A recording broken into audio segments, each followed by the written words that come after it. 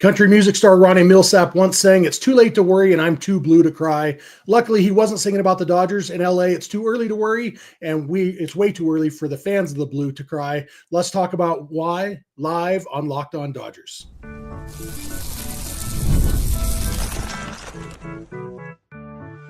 You are Locked On Dodgers, your daily Los Angeles Dodgers podcast. Part of the Locked On Podcast Network, your team every day.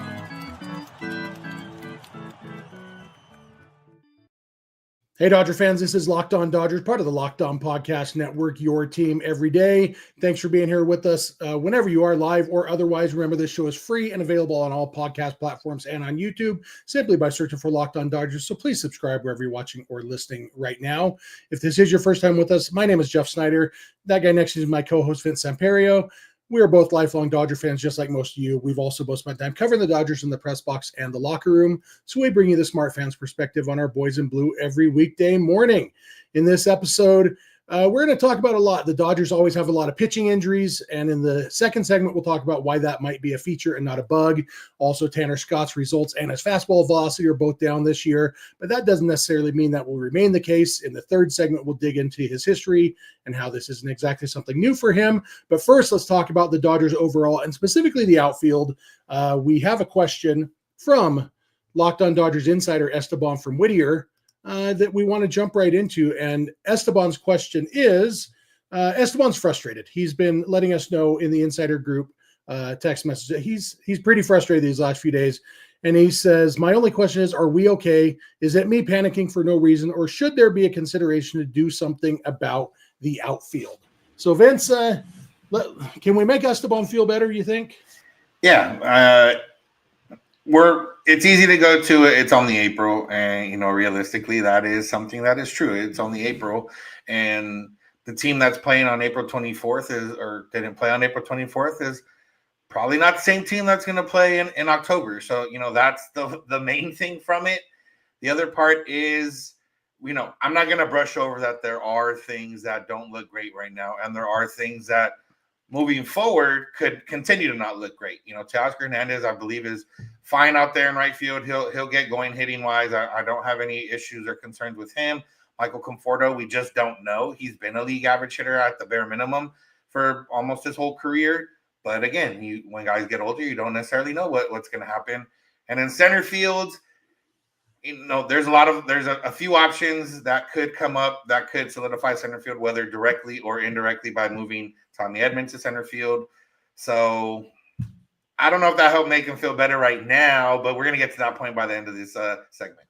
Yeah, and the thing is, it's never too early to be frustrated if that's how for me, it's a conscious choice. I don't let myself get frustrated, but I still get frustrated sometimes, but I think for me, what helps is to keep the perspective and remember, and we talked a little bit about this yesterday, that what happens in April hardly ever means anything for what happens in September and October for these Dodgers and for most teams for that matter, but especially these Dodgers, because they will address whatever needs they have. And so I do think, to answer Esteban's question directly, I think it's too early to worry too much about the outfield. I think Michael Conforto has enough of a track record that they have to give him at least another month to get things going, especially because he has hit well at points this season. So it's not like he's just been terrible the whole time. Yes, his overall numbers are down to being really bad because he's been really, really bad the last couple of weeks, but we have seen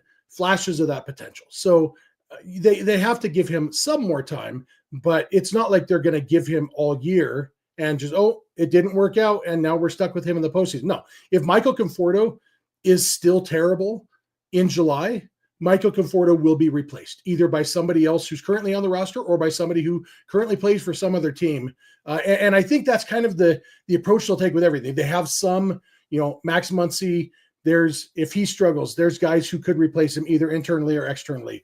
Andy Pages is showing signs of breaking out. His defense has been okay. And so maybe Andy Pages becomes his own answer in center field. But if not, they'll find an answer. I think, I guess, that's my answer, is keep the perspective and recognize that everything that we are seeing as fans, the front office is also seeing. And I know they're smarter than me. I'm not going to say they're smarter than Esteban. I haven't met Esteban in person. Hopefully I will sometime soon. And maybe he is smarter than Andrew Friedman. I know I'm not. And so if we can see these things, which we absolutely can, I'm confident that the front office can too. Yeah. And, it's kind of funny that when the Dodgers signed Conforto, it kind of felt like it came out of nowhere, and it felt more like a luxury, signing. And even people that aren't Dodger fans were saying things like that out there in the social media world. So it's kind of weird now that we're at this point. Obviously, Gavin Lux was still on the team. One of Edman or Mookie was still going to play in the outfield at that point that we assumed. And, we didn't have necessarily concerns about the outfield. And now that's where we sit now. We didn't expect Andy Pias to start as bad offensively as he has defensively. That remains the same story as last year. He's just not that great out there defensively, especially when he's playing center field. He's way better in the corner. So, yeah, they're the thing that we always say is that that it's early, not to worry too much right now, or that the team will change or whatever the case is. That's with the assumption that the Dodgers are going to make the playoffs. And, I am still 100% under that assumption that the Dodgers are going to make the playoffs. None of what had happened in this first month, especially considering they have one of the best records in baseball, has deterred me from thinking the Dodgers aren't going to make the playoffs. So with that being said, that's a reason not to be worried, because one, they're going to be in the playoffs, along with, hey, they're probably going to have to make a move if it continues this way. And from what we've seen in the past, almost every single year, they've made some move to address what the issues are. Yeah, Andrew Friedman has said his goal is to not have to make trades at the trade deadline because it's an expensive time to make deals. I do think he was mostly talking about the bullpen because you never, trading for relievers is how you end up trading O'Neal Cruz for Tony Watson. You end up trading Yordan Alvarez for what's his name? Josh Fields, something Fields. Those are the kind of trades that you end up making when you need relievers. I think the Dodgers, between their current relievers and their current relievers on the injured list and their current starters who could potentially be relievers, I don't think they'll need to trade for a reliever, at least not a top one, maybe one of the, the Ryan Brazier kind of pickups or Evan Phillips kind of pickups. But when it comes to other things, I think they're going to make whatever trades they need to. They have a lot of prospect depth. I still think their goal is to not have to make any trades and for guys to step up. But just because Andrew Friedman said he doesn't want to trade in July doesn't mean he's not going to trade in July. And in fact, I think one of my bold predictions was that the NLCS MVP this year would again be somebody who is not currently in the organization, right? Obviously, I think they're willing to make trades. And the other part of all this is just like, a lot of it is the fact of the matter that the top of the order is not hitting right now. Because, if the Dodgers were sitting here, what's the record right now, 15-10 or 16-10, whatever they're at, like, we wouldn't be concerned if you told me that that's what the Dodgers record was, unless you really thought they're going to win 120 games or whatever. But if Shohei Ohtani was hitting, if Mookie Betts was hitting, if Teoscar Hernandez was hitting, the Dodgers would have put up a lot more runs. They probably would have a couple more wins. And we wouldn't necessarily be worried about Michael Conforto too much right now because, he's in a slump. He could turn it around. We wouldn't necessarily be worried about some of these other things too much. It'd still be concerning, but not necessarily something that makes you panic in April. But that's kind of the part of it. There's a couple injuries now on the pitching side. We've had a couple, bad starts from some of these younger guys and, a bad bullpen game. All that's kind of combining into it. But at the end of the day, you have to look at, okay, look, the Dodgers are still where they're at because of the team that they built, because the team is good enough to be that way. And imagine when all these guys do start hitting, at least the superstars, like they're not going to be bad the entire year, then, the team looks a lot different. Yeah, the guys who we know are going to start hitting. The bench is something that as the season goes on, right now, you don't want to mess with guys' development. But as the season goes on, they're going to say, okay, Alex Friedland, you've had enough development. Now come replace Chris Taylor. Or Hye-Sung Kim, you've had enough development. Now come replace Miguel Rojas. Or, whoever it is, replacing whoever it is. They're not just going to say, okay, we'll take these bad players instead of these young guys just for development reasons. Right now in April, development makes sense. That as the season evolves and goes on, all that mathematical equations will change. And the front office's actions will change accordingly. Yeah. So, as we've talked about a lot, the Dodgers always have a ton of pitching injuries. In the next segment, we'll talk about why that might be a feature, not a bug. So, please keep it live on Locked On Dodgers.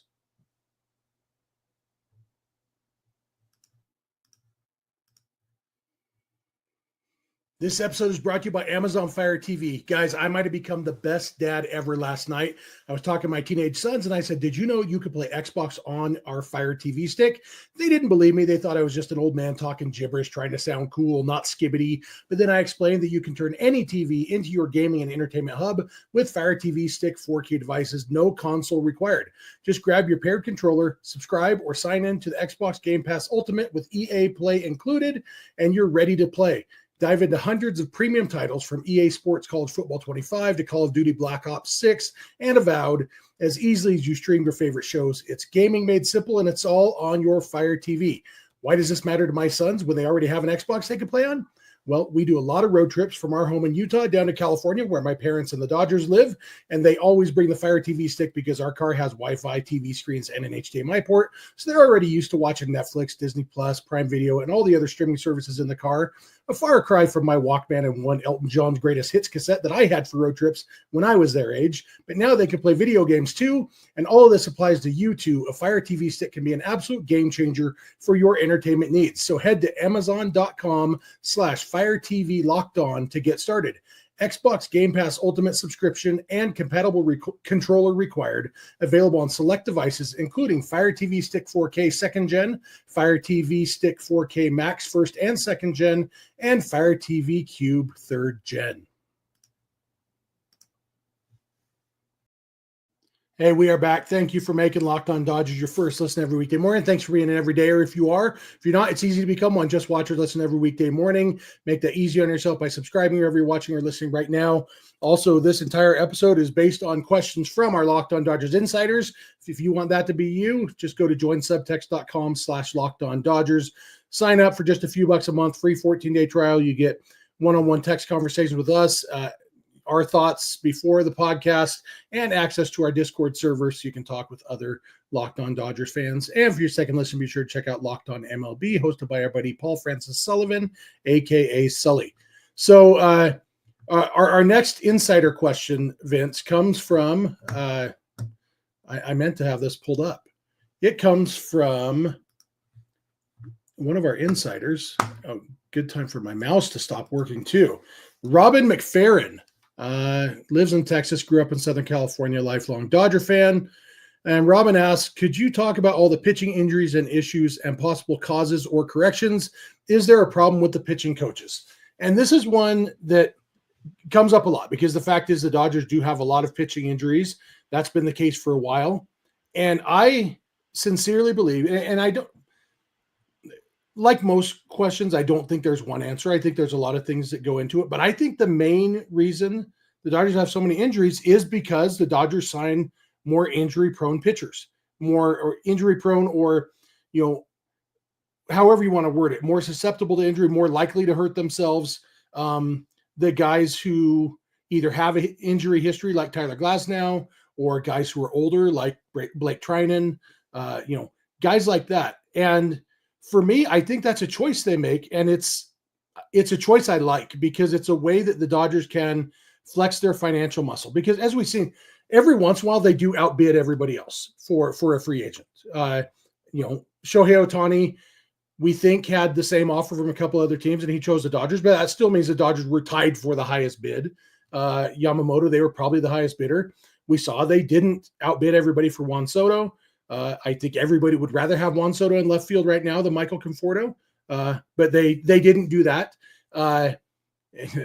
Knowing Dodger fans, I shouldn't have said that. I'm sure there's some people who still are so anti-Juan Soto that they'd still rather have Conforto. But they don't always outbid everybody. But what they do is trade for a guy like Tyler Glasnow and extend him, because that's a move that a smaller market team cannot afford to make. A small market team can't afford to give Tyler Glasnow a big, long extension, because if he gets hurt, which he very well might, they are then crippled.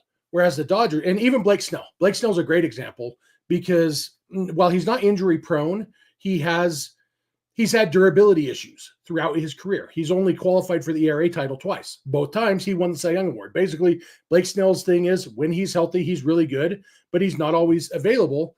And for the Dodgers, they chose him over pursuing Corbin Burnes and Max Fried because the upside is the highest. Blake Snell is the best pitcher of those three guys.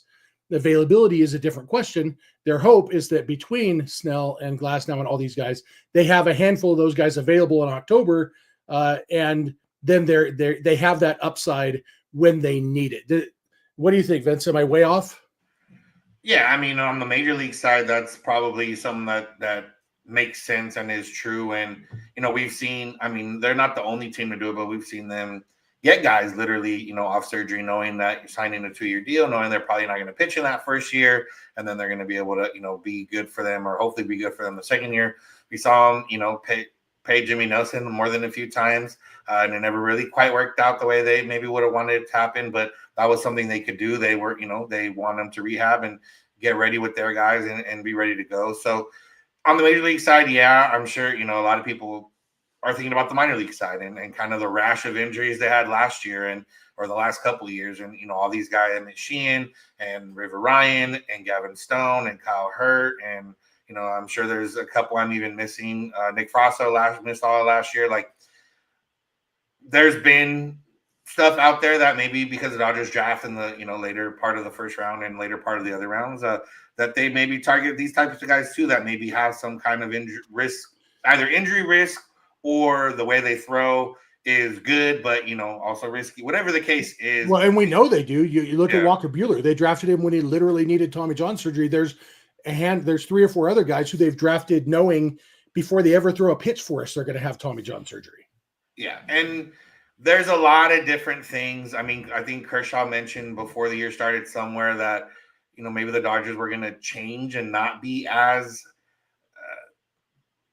nice, or I don't know what the exact word I'm trying to think of is, but less careful, less cautious with some of these young players. Let them throw. You don't have to baby them through the minors. These guys have come up throwing. In college, these guys are throwing 120 pitches sometimes, or throwing, multiple days in a week. And, they might get hurt by the time they get to the majors, but that's just, a risk that you have to take when you get these types of guys. So honestly, I think that might be some of it too. Like, at some point you gotta take the handlebar, or not the handlebars, take the don't take the handlebars off. That makes the bike more dangerous. That'd be a lot more risky. Take the training wheels off and let them throw. And maybe that's something that we've seen, maybe not this year so far, but we might start seeing in the future. Maybe because it hasn't shown, like resting them and doing all this hasn't shown to prove anything. So, except looking at different ways. Yeah, it's one of those things where we can't know what would have happened otherwise.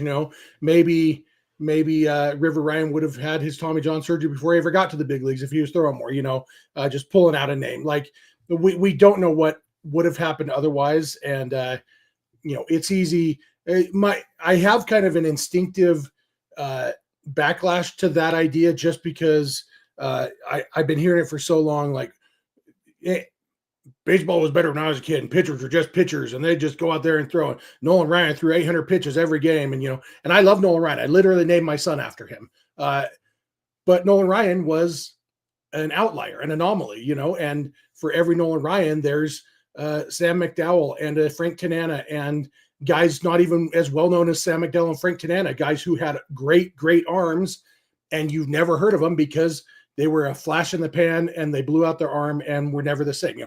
And in Dodger history, Fernando Valenzuela came up through 1 million innings every year and had his last good season at age 26. And Hall of Fame talent who never got to the Hall of Fame. Orel Hershiser, very similar story.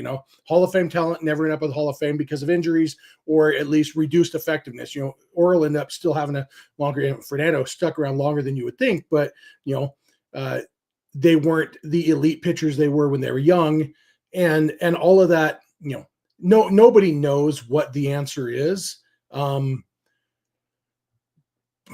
I would guess that with the Dodgers' willingness to spend money finding things out, I just kind of assume that the Dodgers' approach is going to be at least as good as anybody else's because they're throwing money at every problem there is, and so. If there's any evidence that throwing more in the minors would help, I think they would do it. I just don't know that evidence exists, and I'm inclined to think it doesn't exist because it doesn't exist. Yeah, but Nolan Ryan's an extreme. I'm not saying, hey, throw the guy every fifth day and throw him 120 pitches, but I do think that there could be some benefit to just throwing a little bit more. You know, you don't have to throw 3 innings. You can throw 4 innings, 5 innings. You don't have to start, the season at 60 pitches. Maybe you can go up to like 70. Like little things, not to the extreme. It just, I don't know. At this point, they don't have the time to be able to like try stuff out because they're, the guys could get hurt or the guys cannot get hurt. It's not something like you can like build this up data and then like in 10 years, you're like, okay, we have all this data from 10 years ago. We have all this data from 5 years ago.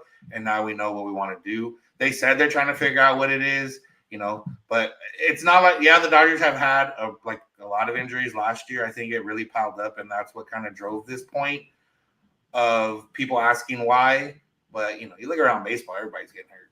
Yeah, and that's the other thing. Like, I think the main reason guys are getting hurt is because the human body wasn't meant to do what pitchers do these days, I mean, when the Dodgers drafted Dustin May, he's 6'13" and throws 900 miles an hour and weighs 36 pounds. Yeah, I suspect that arm is using more torque than it's probably going to hold up for, and that's just kind of the nature of the beast. And with Dustin May, it was almost predictable looking at his body type and how hard he throws. But then there's also been guys who it's that predictable and it doesn't happen. It's just all we can do. Every body is different. And I mean, River Ryan was supposed to be more athletic, which would help with his mechanics and came up as more of an infielder. And so had fewer miles on the arm and everything. But then it may have been one of those athletic plays that hurt him. Because you remember half an inning before he blew out his arm, he made that really nice play and throw to first base. And maybe that was what did, who knows what did it. But all in all, I think the two main answers, Dodgers get guys who are more likely to get hurt, and the human body isn't meant to do what pitchers do these days.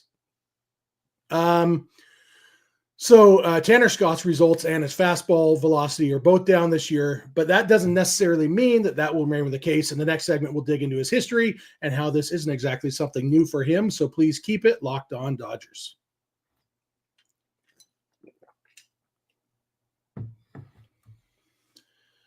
Hey, we are back. Thank you for making Locked On Dodgers your first listen. Thanks for being an everydayer. Thanks for being a Locked On Dodgers insider. Thanks for being here with us live. All those things. If any of those things don't apply to you and you want to be thanked more on next episode, just make sure those things apply to you. And let's talk Tanner Scott, because we may, depending on how long this one takes, we may take a couple quick ones at the end. But this one comes from another insider named Michael Castro. And he says, straightforward, why is Tanner Scott's velocity down this year, and should we be concerned?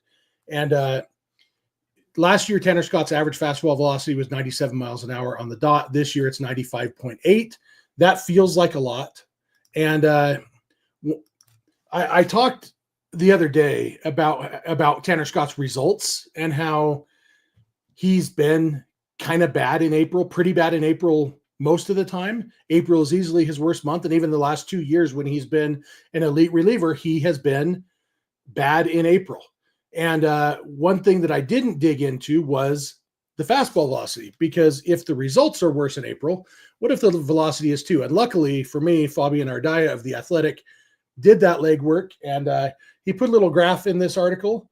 And let's go back to 2022 when Tanner Scott's April ERA was 5.40. And his average fastball velocity was 96.0. 2023, the year that he turned into an elite reliever, his April ERA 5.25, his April fastball velocity 95.0. Last year, April ERA 2.84, average fastball velocity 96.3.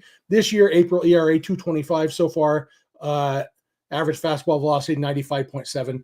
2.25 might be before the last appearance, but and I think the fastball velocity is up to 95.8. So the fastball velocity is kind of about the same in that same little window these last 4 years in April. And every year it's gone up as the season's gone on, which makes sense. Some guys, it's not true for everybody, but it's absolutely not a new idea that a pitcher would start throwing harder as the season goes on and he gets more ready for the season, or however you want to describe it. Yeah, I mean, not knowing a direct answer, and maybe even Tanner Scott doesn't know the direct answer. I don't know why the velocity is down. Should we be worried, concerned?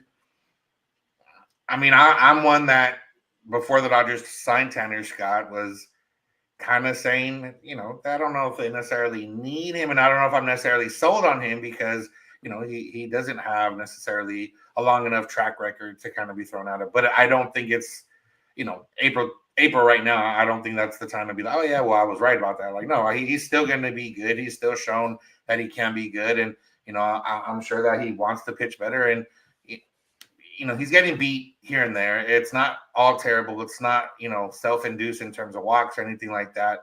He's just getting beat with, getting hit hard. And maybe it's a matter of sequencing. Maybe it's a matter of, his command. We don't necessarily know. He hasn't missed. I don't remember seeing any like where Will Smith was set up way outside, way inside, and he throws right down the middle, but he has thrown a lot of balls that probably not where he wants to put them. And that's just a matter of him figuring that out. But, yeah, I mean, again, not ideal for the first month, but there's still a lot of time. And with this data that we have, it shows that, maybe he just takes a little bit longer. Other guys have the same thing. Yeah, and I think some of that, what you're mentioning, him getting hit more often, hit harder, is because the one thing that he has been focusing on this year is the one weakness that he's had the last 2 years, which is walking too many guys. He actually hasn't walked anybody yet this year. And he's now that's been a focus of his to throw more strikes. And so I guess it makes sense that where he had been missing out of the zone and walking guys, now he's sometimes missing in the zone. And that's something that I'm confident that adjustment will come. Like I am still at the point, I'm still 100% on board the Tanner Scott train. I would be shocked if in June he is pitching poorly. Like I'll be absolutely shocked if he doesn't pick things up. The other thing, in addition to not walking any guys, he's also getting more swing and miss that he's been getting the last couple of years when he was elite in April. In 2023, his swing strike percentage was 9.9. Last year is 9.1. These are April numbers again. This year it's 14.7. Getting a ton more swing and miss. It's just when they're not swinging and missing, they're hitting the ball harder.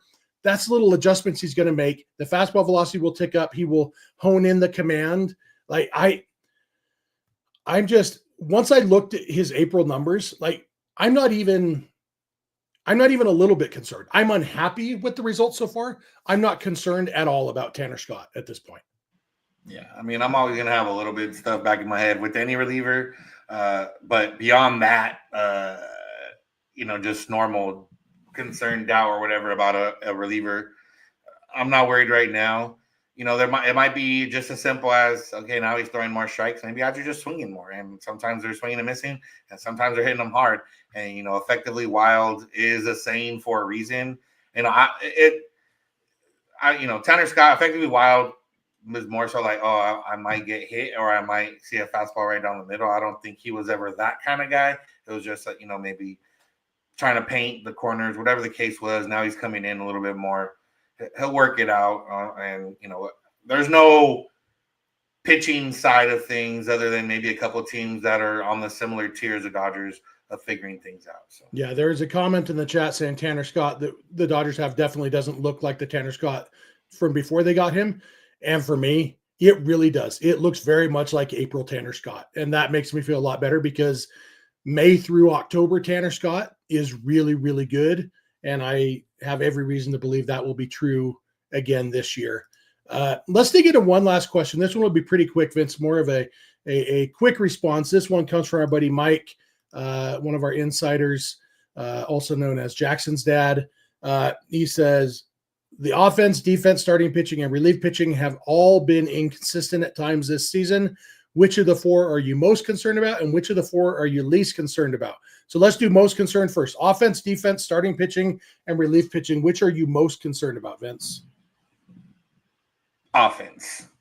Just because if the bottom of the order doesn't pick it up, they're either going to have to make moves or they're going to have to rely on the top of the order. And, we've seen that top of the order can also slump. And offense will always be my concern once we get to October anyway. So that's my answer. Vince has bad dreams about offense constantly. For me, I'd say defense, just because that was my main concern coming into the season. Just because you look at this outfield, and right now it's not that Conforto and Pages and Teoscar are underperforming defensively. It's just kind of who they are defensively. And so that outfield defense will remain my concern. I'm hoping that those guys' offense can all make up for their defense, because that's really going to be the question. That's you win games by scoring more runs than your opponents. You can do that either by scoring runs or preventing runs or a combination.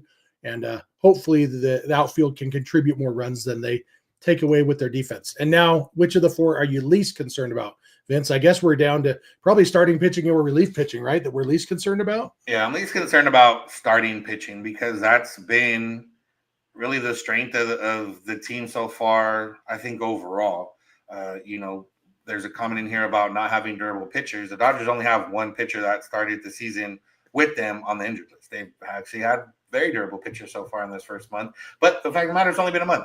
But, Glasnow is good. Yamamoto's obviously been an ace. Roki is figuring things out. And Dustin May, had a bad start in Chicago, but has been really good beyond that. You're expected to get, Tony Gonsolin back. You're expected to get Kershaw back. Shohei Ohtani will pitch at some point in this season. And then you hope to get Blake Snell back. If all those guys go down to injury or half of those guys, that's a concern, but I'm not going to speak to that as being a concern right now. I'm not worried about starting pitching. And that's where I'm at too, because, if we assume the Dodgers are going to be in the postseason, our goal is for them to have 4 of that big long list of guys healthy and effective in October. And when you've got 8 or 9 guys to choose from who could potentially be one of those 4, even like if the Dodgers had these numbers last year, even with all their injuries last year, they would have been okay. It was the fact that they only had 6 to choose from and 4 of them were hurt or whatever. If 4 of them get hurt, they still got 5 to choose from, So, but that's why the starting pitch is the thing I'm least concerned about. And obviously I have my hopes for which 4 I hope are healthy and effective in October, because there is a best version. Because honestly, if Snell, Glasnow, Yamamoto, and Ohtani are all healthy in October, that is the best postseason rotation that any team has ever had in the postseason, with no exaggeration. Talk to me all you want about the whatever Phillies with, Cliff Lee and whoever, like that. Those 4, if they are all healthy in October, it's game over for everybody else. All we can do is hope at this point because it's April 24th. Yeah. All right. You got anything else for today, Vince? Got nothing else. Dodgers come back home, so that's always fun. Yep. That'll do it for us for today. That'll do it for us for this week. As of right now, the Pirates haven't officially announced that Paul Skeens is pitching tomorrow against Yoshinobu Yamamoto. Not sure if they're thinking about holding him back till Saturday because they like his chances of getting the W more against Roki Sasaki than against Yamamoto. I like to think that they're ducking away from Yamamoto, even with Skeens, but it could just be that they're taking their time making the announcement. Hopefully it's not an injury to Skeens, although I wouldn't mind, a little crick in his neck that pushes him back to whatever their next series is. But, one way or another, we're probably seeing Skeens this weekend, and hopefully the Dodgers can win a series against the Pirates and then win a series against the Marlins. So we will be back on Sunday night to talk about whatever happens this weekend. Thank you all for being here with us. Thanks for being an everydayer. If you're not an everydayer, it's easy to become one. Just watch or listen every weekday morning and make that easier by subscribing wherever you're watching or listening right now.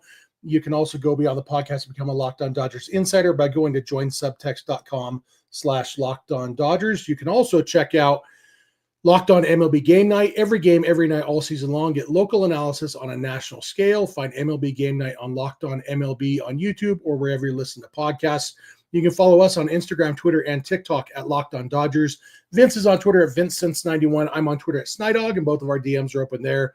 You can also email us at lockedondodgers@gmail.com or send us a voicemail or a text message at 323-863-LOCK, 5625. We are here every weekday morning. We hope you'll be here with us when you get in your car or sit on your couch. Tell your smart device to play podcast Locked On Dodgers. And remember, you don't have to agree. You just have to listen. We'll talk to you on Sunday. Have a good one.